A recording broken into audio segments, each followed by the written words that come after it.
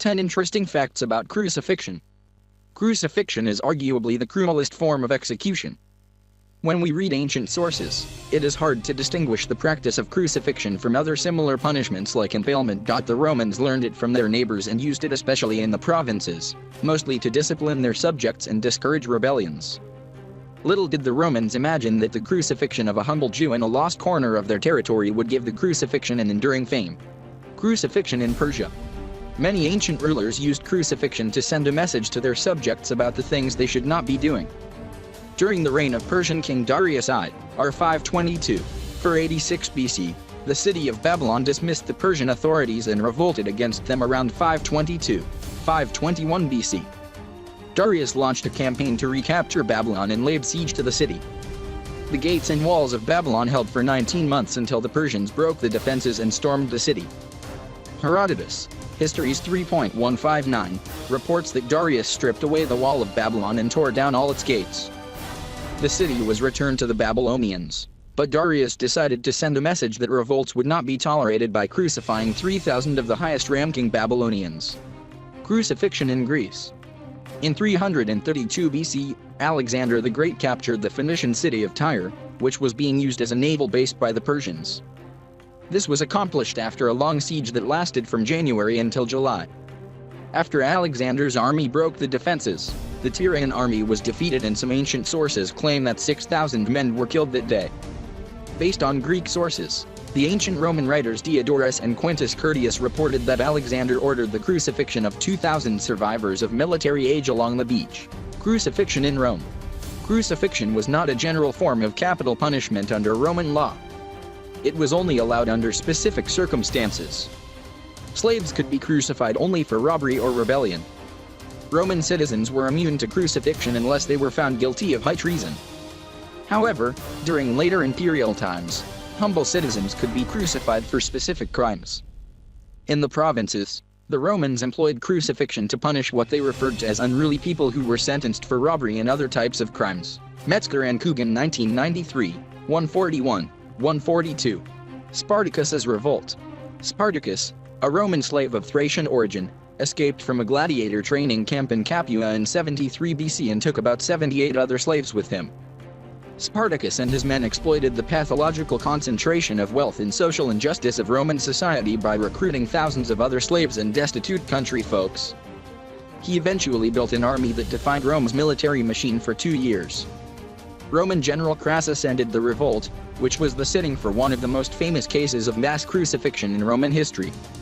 Spartacus was killed, and his men were defeated. The survivors, more than 6,000 slaves, were crucified along the Via Appia, the road between Rome and Capua. Crucifixion in the Jewish tradition.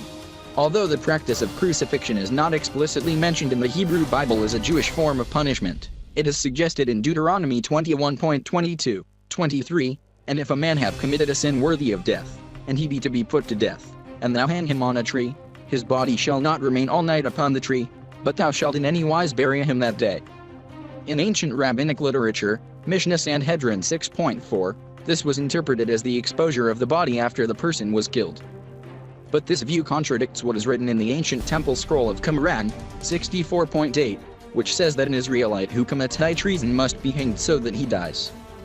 Jewish history records a number of crucifixion victims. Perhaps the most notable is reported by the ancient Jewish writer Josephus, Antiquities 13.14. The king of Judea Alexander Jannaeus, 126, 76 BC, crucified 800 Jewish political enemies who were considered to have committed high treason. The position of the nails. The idea that the nails pierce the victim's palms is the dominant image we get from painters and sculptors who have represented the crucifixion of Jesus. To date, we know that nails through the palms are unable to support the body weight and likely to strip out between the fingers. Therefore, it is possible that the upper limbs of the victim were tied with ropes to the crossbeam to provide additional support. There is, however, a simpler solution. The nails could be inserted between the ulna and the radius rather than the palms. The bones and tendons of the wrist are strong enough to hold the weight of the body. The only problem with piercing the wrists is that it contradicts the description of Jesus' injuries in the Gospels. For example, in John 24:39, it is stated that Jesus had his hands pierced. Many scholars have tried to explain this contradiction with boring and predictable claims about errors in translation. The reality is that none of the authors of the Gospels had been direct witnesses of the events. The earliest of the Gospels, the Gospel of Mark, dates to c. AD 60, 70, about a generation after Jesus' crucifixion, so it is not reasonable to expect a high degree of accuracy in such details. Roman method. There was not a standard way of conducting a crucifixion. The general practice in the Roman world involved a first stage where the condemned was flagellated.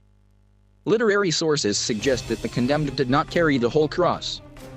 He only had to carry the crossbeam to the place of crucifixion, where a stake fixed to the ground was used for multiple executions. This was both practical and cost-effective. According to the ancient Jewish historian Josephus, wood was a scarce commodity in Jerusalem and its vicinity during the 1st century AD. The condemned was then stripped and attached to the crossbeam with nails and cords. The beam was drawn by ropes until the feet were off the ground. Sometimes, the feet were also tied or nailed. If the condemned was able to endure the torture for too long, the executioners could break his legs to accelerate death. The Gospel of John, 19:33-34, mentions that a Roman soldier pierced the side of Jesus while he was on the cross, a practice to ensure that the condemned was dead. Causes of death. In some cases, the condemned could die during the flagellation stage, especially when bone parts or lead were added to the whips. If the crucifixion occurred on a hot day, the loss of fluid from sweating coupled with the loss of blood from the flagellation and injuries could lead to death from hypovolemic shock. If the execution occurred on a cold day, the condemned could die from hypothermia. Neither the traumas caused by the nail injuries nor the bleeding were the prime causes of death. The position of the body during the crucifixion produced a gradual and painful process of asphyxiation. The diaphragm and intercostal muscles involved in the breathing process would become weak and exhausted. Given enough time, the victim was simply unable to breathe. Breaking the legs was a way to accelerate this process. Forensic evidence. Analysis of the bones of a crucifixion victim published in the Israel Exploration Journal has revealed a form of crucifixion that is rarely displayed on paintings or mentioned in literary sources. In this case, the bone injuries showed that the nails penetrated the side of the heel bone. Rather than the traditional position of the legs that we see in many depictions of crucifixion victims. The study suggests that the victim's legs straddled the vertical shaft of the cross, one leg on either side, with the nails penetrating the heel bones. This study also explains why the remains of crucifixion victims are sometimes found with the nails. Apparently, the condemned man's family found it impossible to remove the nails, which were normally bent due to the hammering, without destroying the heel bone. This reluctance to inflict further damage to the heel led to his burial with the nail still in his bone, and this, in turn, led to the eventual discovery of the crucifixion, abolition by Emperor Constantine. Under the Romans, Christianity underwent a surprising transformation.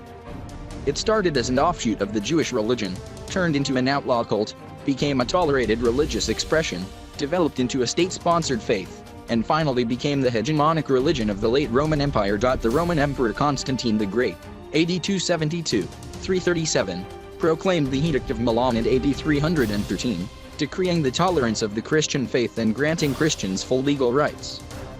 This crucial step helped Christianity become the official Roman state religion.